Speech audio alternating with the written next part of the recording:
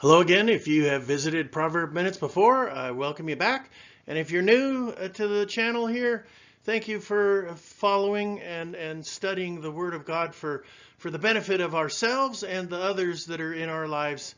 And the world can become a better place because of the actions that we have in our hearts and in our prayers. And we often, I don't know if there's anyone that has genuine compassion and love and hopes for a better way of peace in heart, that wouldn't deny that God has presence. And he has shown his presence in more ways than one. But there's been a historical revealing. So let us examine then what God has done. In 1 Kings 8:27.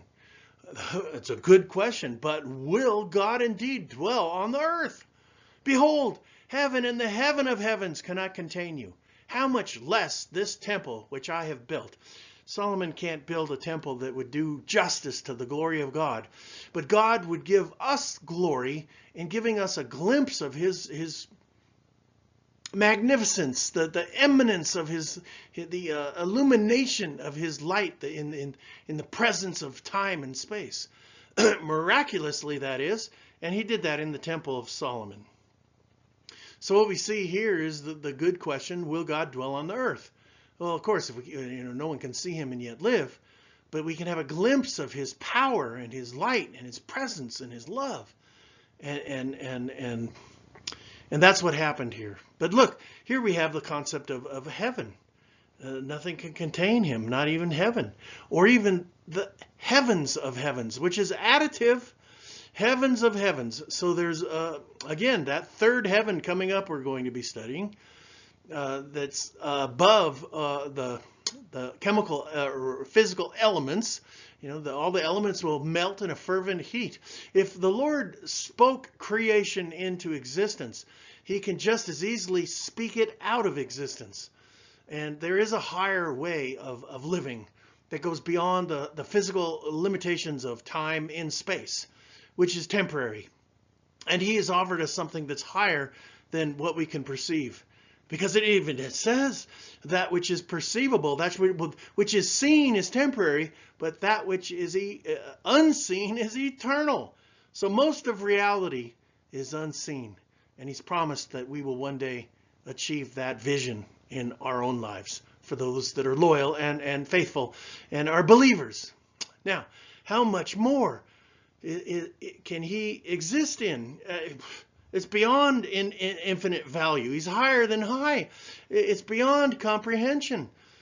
The Lord is truly in the light of his temple. And that light is in us. If we look at the first book of John, or just John, the gospel, in him was the light of men.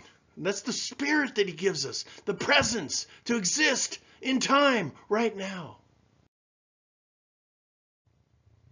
And he did come to the ark between the mercy seat back when, in Isaiah 37:16, O Lord of hosts, God of Israel, the one who dwells between the cherubim, you are God, you alone. Of all the kingdoms of the earth, you have made heaven and earth. So again, he has made this. He's the owner. He's the Lord of hosts. He has dwelt physically, tangibly on the earth between the cherubim on the Ark of the Covenant. Back when Israel had that, chosen people to encounter God's own mercy and offering of grace to bring truth to mankind, because the secret mystery that went beyond their understanding, because selfish, imploding, arrogant man, all souls, all are creations of God. And he wants us all to return to that truth of heart, honesty, love, and sincere faith. Be real is the call of God. To be real no matter who you are. What race, gender, or orientation nowadays. If we're not real, then what? Will God accept what is fake? No facsimiles in heaven. Only the genuine. And he has made heaven. What a blessing. Well, thanks for coming to Proverb Minutes. Go out and help somebody today. Let us not judge others today. Let us bring a spirit of strength to those that would hope to know God. And we're all sinners, brethren. We're all on ladders of improvement. But if we're only on the descent, into bitterness and arrogance. Woe to those that fall from God and don't even know it. So let us then, please, brethren, go out and say hello to somebody. Love the ones that are in your life. Say I care. Say I love you. Do you say I love you to somebody every day? Because if we're not saying I love you every day, where is our love? You know, what a shallow existence when we only become so self-consumed in that envy, where the self-seeking evil, confusion just spirals on anxiety and depression. And so many, too many, are in that realm. If we really want that realm to come back to us of peace and harmony and love of spirit, we need to take confidence in God and bring ourselves to that threshold of, excuse me, you know, lifting ourselves for not just the happiness and joy in our own self, but that it would be infectious to others. Do we want to be toxic to one another, or do we want to be genuine spirits? I call them spirit lifters and not spirit stealers. Well, thanks for coming. Go out and help somebody. We'll see you on the next ride. Bye for now. Up, he's made all. Is there another now of it all? Yes, he is the heart of life. He is the heart of light for life. All those, you know, things that you see, even things I've seen, you know, when you come back to that top chakra and you see the light, it's brighter than the sun, but it gives you that sense of love and life that goes beyond description.